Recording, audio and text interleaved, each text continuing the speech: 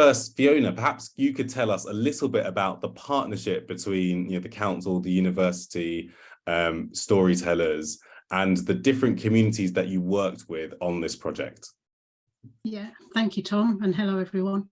Thank you for inviting us today. So the project took place in Royal Borough of Kingston-upon-Thames, where I started as a development manager for libraries in December 2019.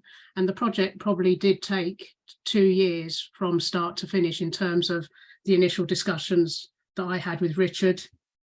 Also, when I was new as a development manager in libraries, the first thing I tend to do is reach out to all the key partners in the borough where I'm working, be that larger partners such as Kingston University, or smaller community-based organisations as well, because libraries, I think with library work, we need to change the perception generally of public libraries. So I always find it really helpful to reach out to different groups in the borough to describe library services and what we actually do in libraries now. We're no longer, the core book's really important, but we're no longer just there for the core book lending function, and we're certainly not quiet spaces anymore. We want to be we want to activate the spaces and make them really interesting spaces. So this particular project, I had worked with Richard previously in other boroughs, Hammersmith and Fulham and Croydon, on similar work, but this work was funded by the Arts Council England, so we actually put an application together to Arts Council England to fund this work, although the work is helping us to develop in time how we can make it much more sustainable, so that we can actually give skills to library staff in the future, and also practitioners in community groups. So for the project in Kingston, reached out to Maria at Kingston University, made the links. Richard I already knew, and then I proactively reached out to groups such as Hestia, who work with people with mental health issues, Mind, Mencap, Balance, who work with young people with learning disabilities, also Kingston Church's Action on Homelessness, who had a hostel in Kingston, and also Refugee Action Kingston, and Voices of Hope. So I reached out to various groups, which is what I normally, as I say, normally do as a development manager for libraries, just trying to make the connection.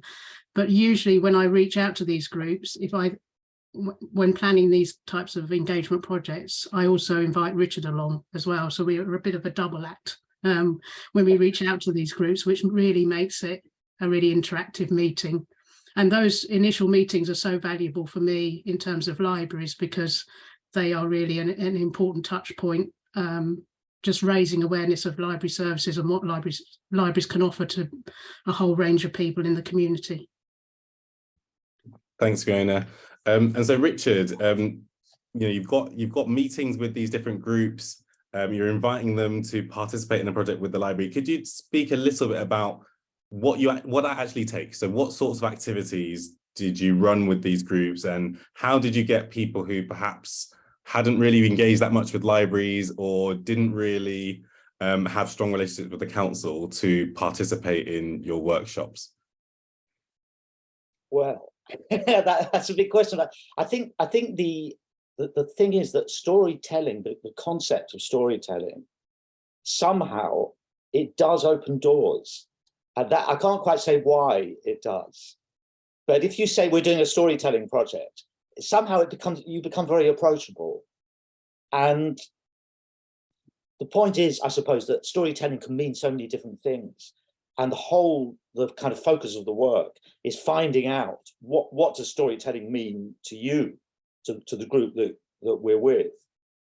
And it varied greatly, obviously. If you think of all those groups, storytelling could mean direct stories of personal experience. But it could be remembered folk tales from a fondly imagined childhood, like it was in some of the refugee sessions. Or it could be creative writing, where storytelling is more about feeling that you have a voice, feeling that you are entitled to speak, which is very significant, I think. People talking about co-production, for instance. you've got to get to the sort of base camp before you can even begin that, which is you've got to have people who actually believe they have a voice and feel they know what that voice is. So that's the sort of general notion of what storytelling is about. In practical terms, that there are kind of levels of story making, and the simplest level is just a conversation. But it's framed by saying, I'm a storyteller. I love stories. I want to hear some stories, and kind of keeping it always within that frame. I think that's also very important to remark about what people say in terms of that's a beautiful story, or that's a powerful story, or that's a sad story. But it's always that they're coming with a story, and a story can be very simple. It can just be a sentence, a small insight into life, a tiny moment, or it can be a huge epic. So that's the first level, story conversations. The second level is more like, do you have prompts? Have you got something that could slightly focus the telling of stories? That could be photographs or music or puppets in some cases, or all sorts of things. It could be heritage objects from the library service, for instance. And that's kind of level 2, where it's sort of slightly more focused.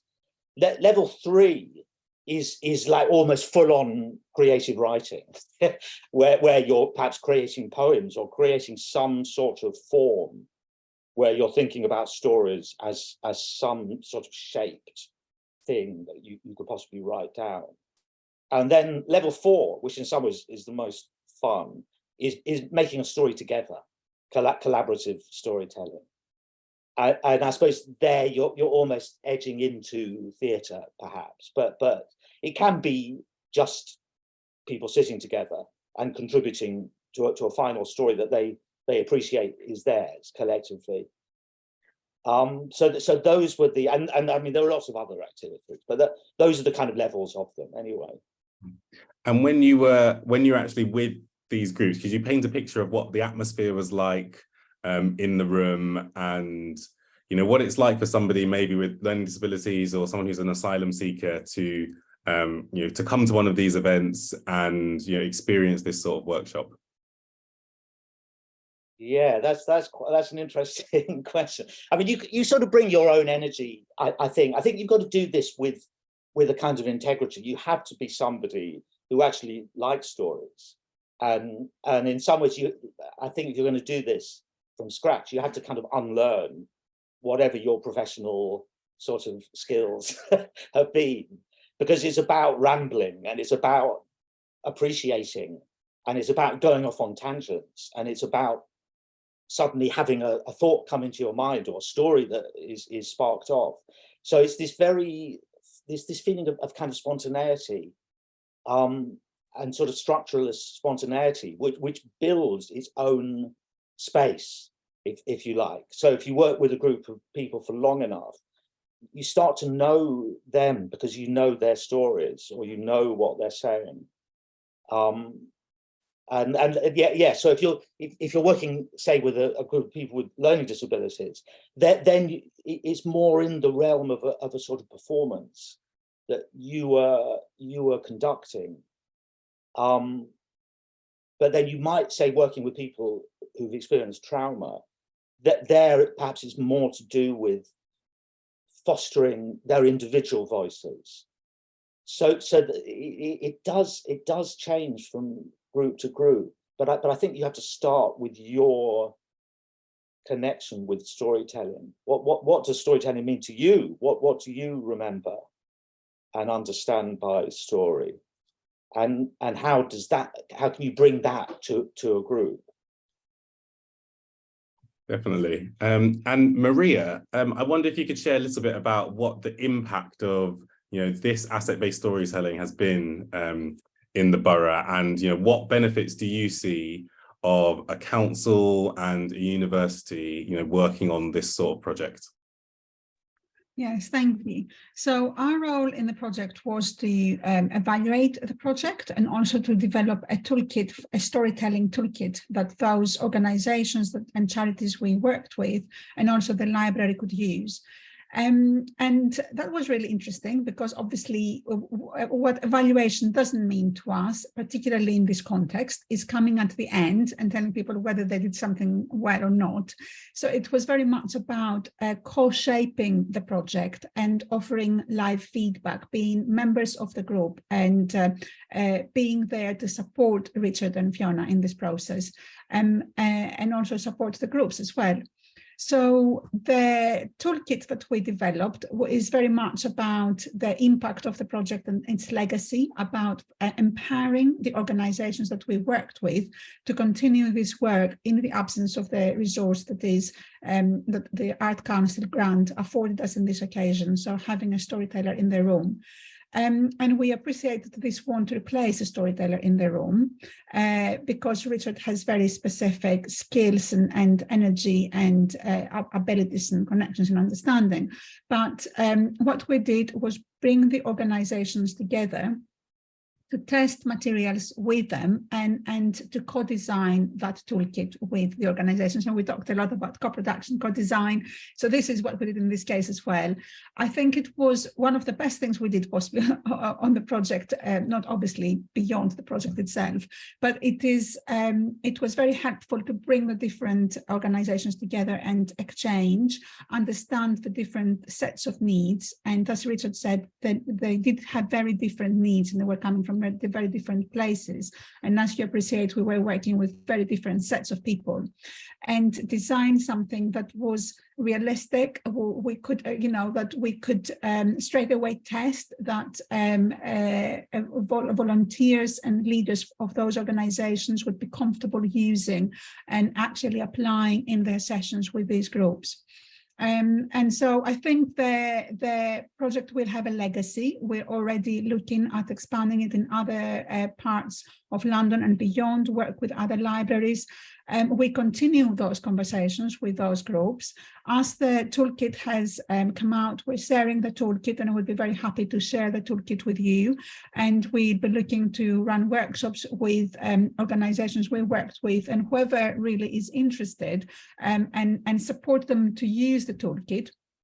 But also the next step for us would be to try and get some more funding to develop that work further and develop more tailored toolkits.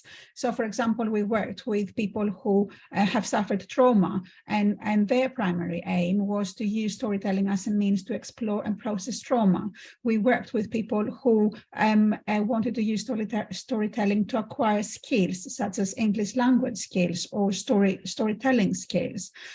It was very much for everybody. It was very much about community development and looking at assets within their communities and how they can capitalize on those, make better use of those, and feel empowered by identifying and using those assets further. So this is something that we wanted to develop further. But we also worked with people with severe disabilities who, for example, wanted to look at visual or tactile methods for telling stories. And so we'll be looking to expand on that further as well.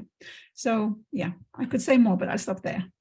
Thank you, Maria. And in the chat, we've posted a link to some more information about the project. And through that link, you can get access to the toolkit so that you can start seeing how you can implement this in your place. And just, to close this section, Fiona, I just wonder, you're head of libraries, right? So you're head of a service.